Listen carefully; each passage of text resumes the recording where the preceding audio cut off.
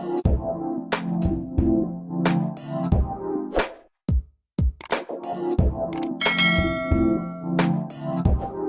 everyone, this is D, Movieman, fellow cinephile, popcorn addicts, and emerging film critic, coming to you with reliable recaps, reviews, and reactions. And today I'm coming to you all with a very special video. Now, this initially started out as a video to commemorate me reaching 300 subscribers, but to make a long story short, the number kept jumping up, and then I was also trying to put out videos. So every time it was like, okay, 300, okay, well, let's do 315, and let's do this number, let's do this number. And then all of a sudden I was like right at 400. And then there was Thanksgiving, and there was Christmas, and now we are in a completely new year. So in addition to celebrating the fact that I have reached 400 subscribers, I'm just going to take a minute to reflect on my journey and just reflect on what I'm thankful for in this journey, what's been the positive aspect of it, what's been the negative. I won't keep you guys too long, but I just wanted to take a moment to just reflect on certain aspects of this journey and how impactful it has been to be a YouTuber, to be a content creator, especially when it comes to film and cinema. And similar to the style of my reviews, I'm going to be reflecting literally on the pros and cons of my experience on YouTube. And to switch things up, I am going to start with the cons. Now, as some of you may or may not know, I began this journey in May 2020. And of course, that was the early beginnings of what I regularly refer to as the Ponderosa. And that, of course, came with its own challenges. And 2020, just as a year, came with a lot of challenges as well. What's interesting about this whole YouTube journey is that people said for years that I should do a YouTube channel. But one, I didn't really have the confidence. Two, I didn't have the resources and, editing software and things like that.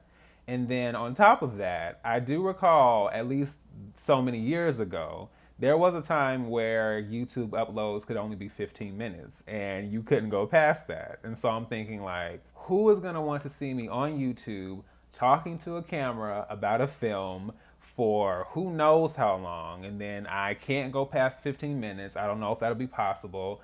Who cares to hear what I have to say, so on and so forth. So that's a big part of why I just did not get into the journey when I should have. And then on top of that, I was a writer. So my film reviews, I wrote them. I had my little film blog on Blogger, and I just didn't see the need to be on camera talking to people about films, primarily because I didn't think anyone would care what I had to say. And I just didn't have the belief or the confidence that I could make that happen. That in and of itself is a very significant con because it's very easy with where I am right now, despite the fact that I have come so far and I have hit so many milestones and I have made some really great connections.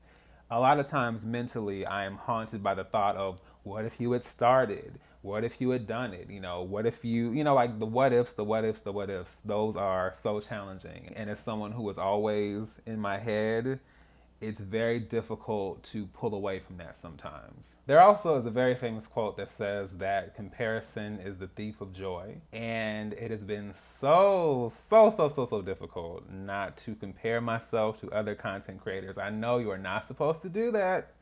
I know that that does not help, but it is very difficult. And it's very easy for me to compare, especially when I think about the fact that I should have done this a long time ago. And even being in it now, it is challenging not to look at certain pages and channels and creators and not think like, do I really belong here? You know what I'm saying? Do I really have a place here? And there's more on that in the pros, but still, that is a constant battle for me as well. Lastly, I'll just be really transparent and say that as far as this same time last year, I did experience some mental and emotional breakdowns, and it was so difficult trying to work through that. I feel like I went through 2020 and I was doing my best to try to keep my head up and deal with everything, and I feel like I just maybe internalized a lot of that stuff and I didn't really deal with it. I was just like, I kept just like, okay, it's gonna get better, it's gonna get better, it's gonna get better. And I just remember, we got to the end of the year and I had, some moments where I finally had to kind of break down. It's just like, oh my gosh, like, is this going to be any better? Like, is life going to be any different? Like, what if this is the end of everything? You know, like I just began thinking about my childhood. I began thinking about what my life has been like. I began just to really question like if there was a point or a purpose to anything anymore. And I thought that coming into 2021, like, okay, it's a new year, I can shake that off. But then some really not so great things happened to open up that year. And I found myself really like in my mind, like, is there a point anymore?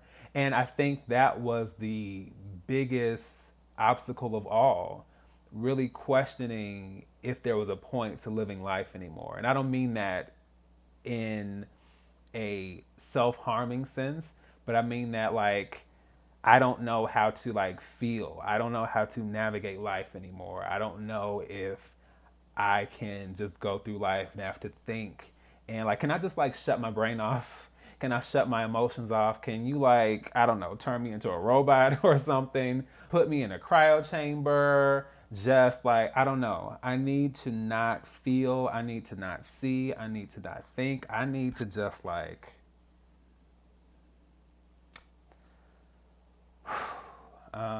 so yeah, I just wanted to shut everything out, and I just did not want to have to go through life and function, so to speak.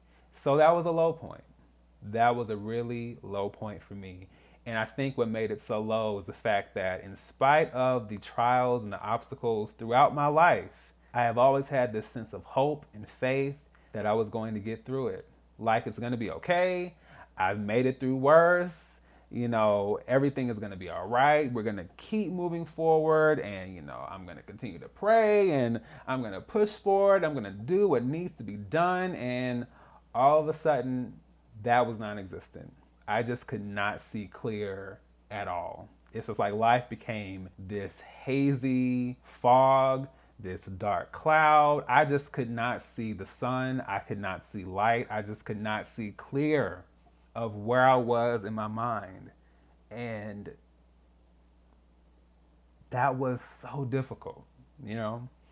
It's interesting to look back at it now because I'm not in that same place. But when we began 2021, I did not even think I would have the mental stability or the emotional stability to make it through another year.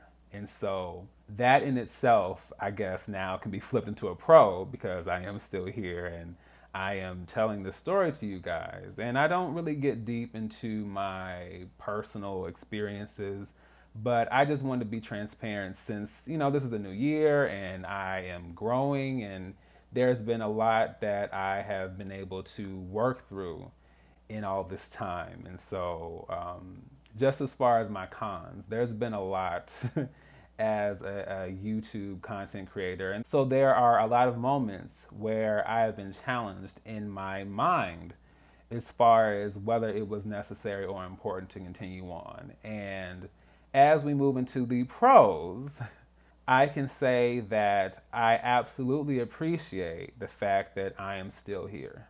There have been so many milestones, and there are too many to really count, but it is interesting to remember when I reached 100 subscribers. I remember making that announcement in my review of Them, which it's so ironic that I made that announcement and it was such a positive thing, like, oh my gosh, I've reached 100 subscribers, I'm so excited. And then I went on to basically rip them apart because that series, like, no. And still to this day, that's probably like the only review where I was just like, you know what, I'm just going in. Like, I promise you, I did not have a lot of positive things to say about that series. But anyway, that was back in May of 2021. That was when I officially reached 100 subscribers. And it was an uphill battle. You know, I definitely fought tooth and nail for every single subscriber. But it just was a gratifying experience to finally feel like I was getting somewhere. So that was definitely my first big, okay, I'm in this, I'm making some progress. Maybe somebody kind of cares, but I still was very unsure. But I was like, okay, I'm getting somewhere. But I honestly think it was when I did my Bridgerton recaps. That is when I started to see an uptick. Like, wait. These are not the numbers I'm used to. Like, I'm used to like, you know, below 100. You know what I'm saying? But then it was like, wait a minute, this is higher. Wait. And it was a surprise because, of course, Bridgerton is a very popular show and it's a show that I enjoyed very much. But at that point, I started my recaps in February and that show came out in Christmas. So I'm thinking, like, okay, I'm going to try this and just see what happens as I make my way through. And I did my first recap of that first episode. And I was like, okay, so I can just wait and then maybe I'll try the second one. But then people were like, okay, we love this. So where's the second recap? And I was like, okay, I was not prepared. So that's why if you go back and you watch that first Bridgerton recap, there is like a month gap between the first and the second. I really didn't think anybody cared at that point. So when people started asking like, hey, we want to see the next one, are you gonna like do the whole season? Then I had to like, oh, wait, I have people who actually care about me putting something out. So that was new for me. And just recapping Bridgerton in general was a very gratifying experience, not just because it was fun, and it was definitely challenging because going from Insecure, a 30-minute show, to Bridgerton, which is basically an hour show with all these characters and all this stuff happening story-wise, it definitely, it definitely challenged me. And there were a couple of days where I was like, ooh, I don't know, should I have recapped this? But that was just basically me kind of second guessing myself. I think in the end, I did a really great job with those recaps, and I'm even more excited for the second season, which is coming in March. So that was another really great milestone for me.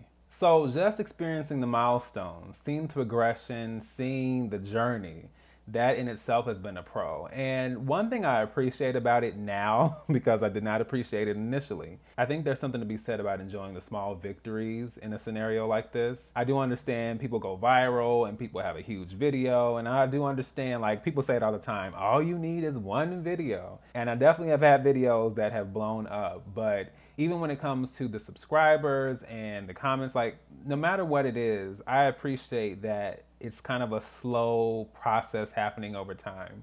Yes, listen, if I suddenly jump up one day, I'm not going to be mad at it. Don't get me wrong, but I appreciate the fact that, these are humble beginnings. And so the fact that it is humble, every time that there's something new that happens, I appreciate it all the more. It's not just, I don't know, like it's just, it gives me the chance to savor every new thing that happens, every new milestone, every new subscriber, every new comment from someone I haven't seen before. There's always something that I can appreciate in the journey. A new YouTuber that I've connected with, a new collab, there's always something. And I appreciate the fact that this has played out the way it has. I also love the fact that I have learned so much in editing and using editing software and using green screen. Like, I never could have imagined that I would have this kind of setup and that I would know how to actually go in and do all the things I've learned how to do. I even look at my Halloween Kills video and I'm like, there was a time that that would have seemed impossible to me, but I made it happen. And lastly, I would say a really significant part of this journey is the people who have helped me and supported me and have been present and just have been rooting for me, who have connected with me on this journey. That is something I hoped for, but I didn't think was going to happen. And I never could have imagined the people that I know on YouTube. I could have never imagined the collaborations and just, all the things that's come forth from this as far as connecting with other people who love films and love movies. And for some of you, reality TV and, just like television or there are so many things. Or even just have personalities that are similar or have just something that stands out about them. But I've had a chance to connect with them. There really are no words for it, but that has definitely been the most gratifying aspect of this journey. I'm so thankful and grateful and appreciative of everyone who has supported me in this journey, whether it's a like, whether it's a comment, whether it's a subscription, whether it's personal conversations, whatever it has been, I am eternally grateful. And as far as this year is concerned, I am just in such a better place mentally and emotionally. I'm ready for more milestones. I'm ready, to get to 500 subscribers. I know that in May, that'll officially be my 2 years on YouTube. So, I'm ready just to continue on to, get into my flashback reviews. I wanted to start that, but didn't get a chance to. More rankings, which includes the costume drama ranking. I did not forget, but I was trying to figure out which ones to put and incorporate there, but I think I have it figured out now. So hopefully we're going to get that very, very soon. Have more collaborations with people, figure out this whole live stream thing and maybe do a live here or there and just dive into the things that, I appreciate as far as film. There's a whole lot to explore and there's a whole lot that film is meant to me. So overall, I am very grateful for this journey. It has absolutely had its challenges. But what I love is that as I am going into a new year, I am going into it in a very mentally and emotionally healthy place. And I am able to see the value in what I do. And I understand now that regardless of what my mind tries to tell me, I have a place here. And my voice matters, my perspective matters, my commentary matters, my channel matters, just I matter. And that's something I didn't believe last year. And if nothing else, the fact that I matter, knowing that I matter, that that is everything that I need. So, as always, this is D Movie Man signing off, and I'll see you at the movies.